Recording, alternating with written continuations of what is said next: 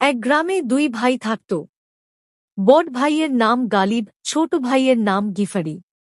দুজনেই খুব গরিব ছিল। বাবা মা মারা যাওয়ার পর তারা ছোট্ট ঘরে থাকত, দিনে এনে রাতে খেত। একদিন রাতে ঝড়বৃষ্টির মধ্যে গালিব বলল, ভাই, আমাদের এত কষ্ট কেন?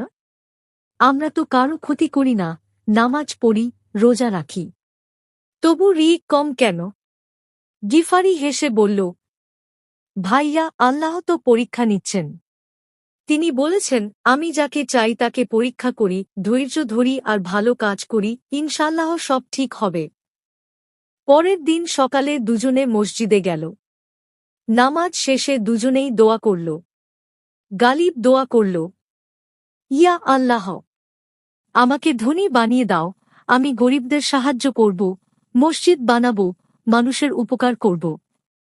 গিফারি দোয়া করল, ইয়া রব, আমার ভাইকে যেন কখনো অহংকার না হয়। আমাদের দুজনকেই হালাল রিক দাও, শুকরিয়া আদায় করতে পারি। অন্তর যেন তোমার ভয়ে ভরা থাকে। আমিন। কয়েক মাস পর আল্লাহর রহমতে গালিবের ছোট ব্যবসা খুব ভালো চলতে শুরু করল। ধীরে ধীরে তারা অনেক ধনী হয়ে গেল। গালিব খুব খুশি। বড় বাড়ি বানাল, গাড়ি কিনল।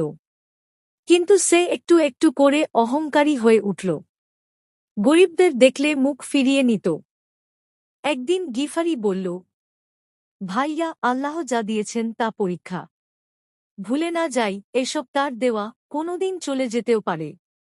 গালিব রেগে বলল, তুমি চুপ করো। আমি দোয়া করেছিলাম ধনী হব, আল্লাহ শুনেছেন। তুমি শুধু ভয় দেখাও। কিন্তু মাত্র 1 বছরের মধ্যে ব্যবসায় বড় লোকসান হল। গালিবের সব সম্পদ প্রায় শেষ হয়ে গেল। সে খুব ভেঙে পড়ল। এক রাতে কাঁদতে কাঁদতে দোয়া করল, ইয়া আল্লাহ, আমি অহংকার করেছি। আমার ভাইয়ের দোয়া সঠিক ছিল। ক্ষমা করো। আর কখনো নেয়ামত নিয়ে অহংকার করব না। সকালে উঠে দেখে ব্যবসা আবার ঘুরে দাঁড়াতে শুরু করেছে। কিন্তু এবার সে বদলে গিয়েছিল। সে গরিবদের সাহায্য করতে লাগল, মসজিদে নিয়মিত যেতে লাগল। গিফারিকে জড়িয়ে বলল, তোমার দোয়াই আমাকে বাঁচিয়েছে ভাই। আল্লাহ তোমার দোয়া কবুল করেছেন।